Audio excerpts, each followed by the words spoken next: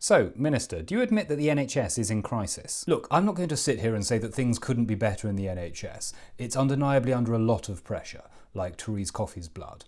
But that's why I believe in delivering on our 5 priorities for the country: halving inflation, growing the economy, reducing debt, cutting waiting lists and stopping small boats. But is there a crisis? Crisis is a very big word. It's only 6 letters. You obviously studied maths to 18. Are you saying there isn't any problem at all? Look, I'm not going to sit here and tell you there isn't a problem. Well, I mean, you're welcome to stand. The cameras are adjustable. The point is that we've had a pandemic, and there's nothing we could have done about that, except deal with it better. But that had nothing to do with me. Wasn't eat out to help out your idea? Who knows where ideas really come from? But I believe in delivering on our 5 priorities for the country: halving, growing, stopping, cutting and boats. Social care is of course a major part of the problem. How can you improve that when care workers are only paid £18,000 a year? Look, I want care workers to feel valued. By paying them more? More value doesn't necessarily equal more money. Did you study maths to 18? I talk to care workers all the time in my head, and they tell me they want to be respected, professionalised and qualified, not paid more, which is lucky. Would you do a care worker's job for £18,000 a year? No, because I already have a job. But what if you didn't, say, after the next election? Look, people have different skills. Some people are skilled at caring,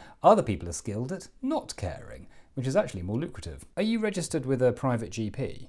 Well, obviously I am, but I'm not going to admit that, am I? Why not? Because I have to pretend that we're all in this together, and because I believe in our 5 priorities: halving boats, cutting times, growing debts and reducing stops.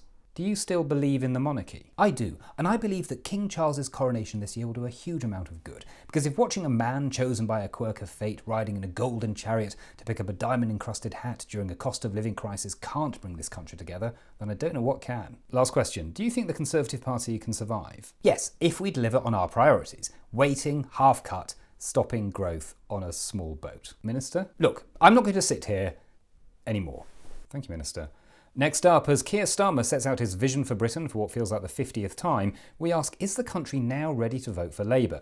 Or do we need a few more relaunches just to be sure?